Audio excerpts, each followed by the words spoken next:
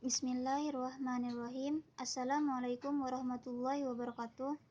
Saya Salma, NPM 20125056.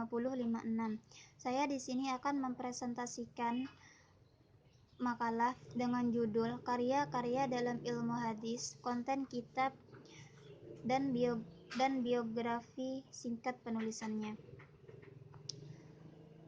Pemateri yang pertama, kriteria garib al-hadis.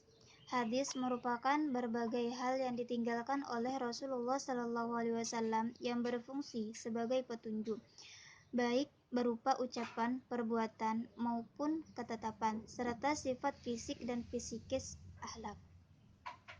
Termasuk juga sejarah kehidupannya, baik sebelum beliau diutus sebagai Rasul maupun pasca pengutusannya.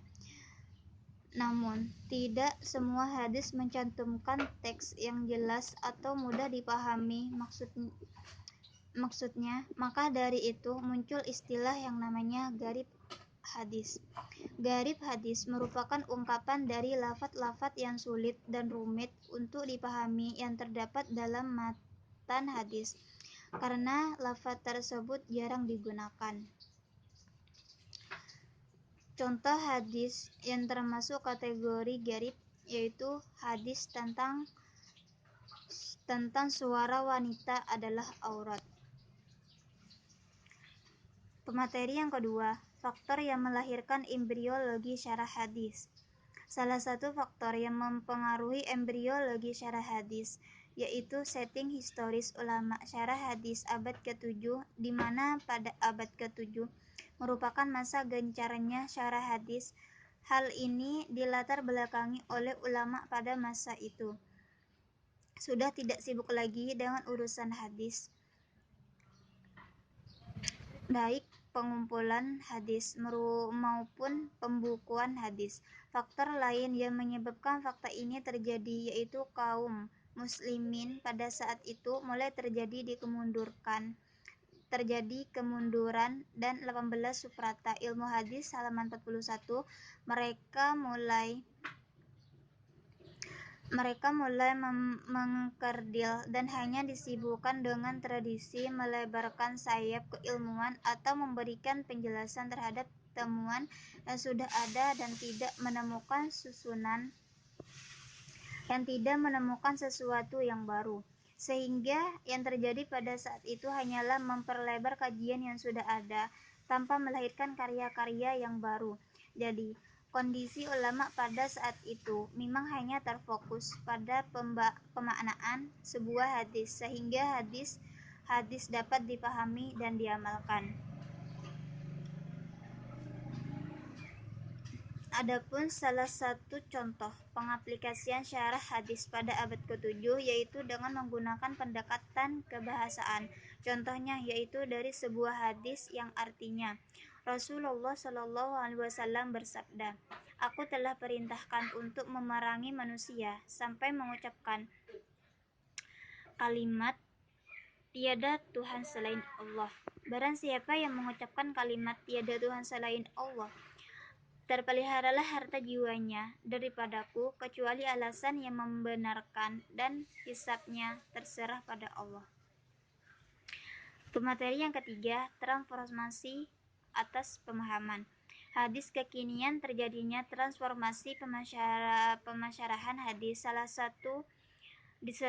satunya disebabkan oleh kondisi keilmuan masa kini, di mana tradisi memberikan syarah dalam dunia Islam sudah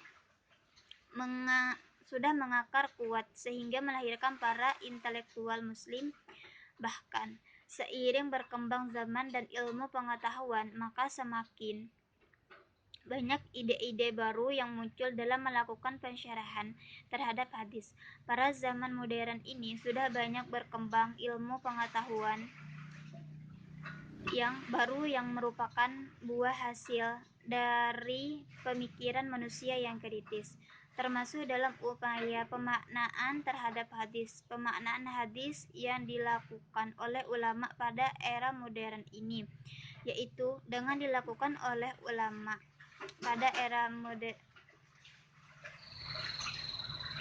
yaitu dengan menggunakan pendekatan hermeneutika dan kebanyakan juga dengan menggunakan metode tematik dan kontekstual, yakni disesuaikan dengan konteks zaman sekarang. Menurut Zygmunt Bauman, hermeneutika yaitu upaya dalam menjelaskan pengertian dasar dari suatu ucapan maupun suatu tulisan yang masih kabur atau belum jelas sehingga menimbulkan kebingungan bagi pendengar atau pembacanya.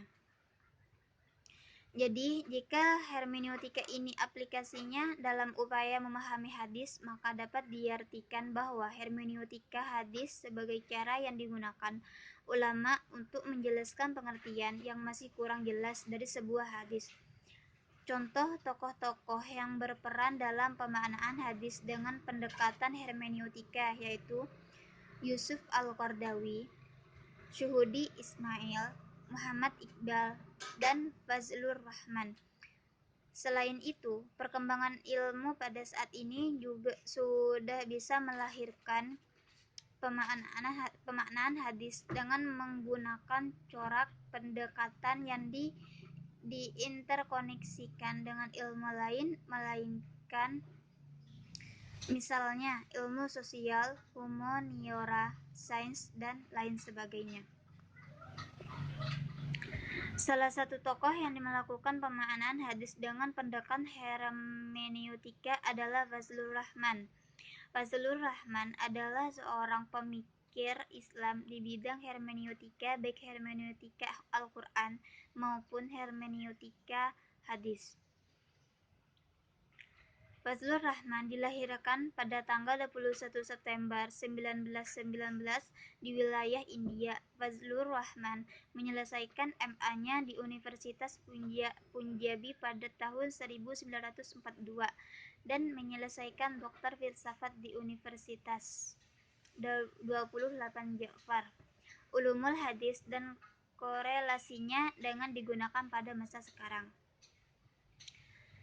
Pemaknaan hadis tentang larangan wanita bepergian sendiri merupakan salah satu contoh transformasi atas pemahaman hadis kekinian.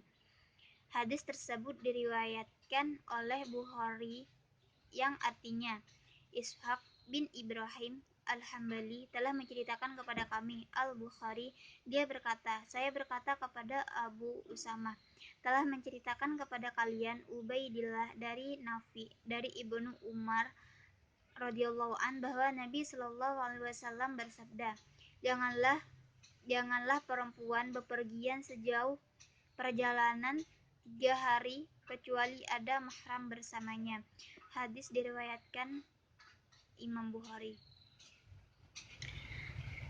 Terima kasih, salah hilafnya saya dalam penjelasan yang telah saya jelaskan. Saya mohon maaf. Assalamualaikum warahmatullahi wabarakatuh.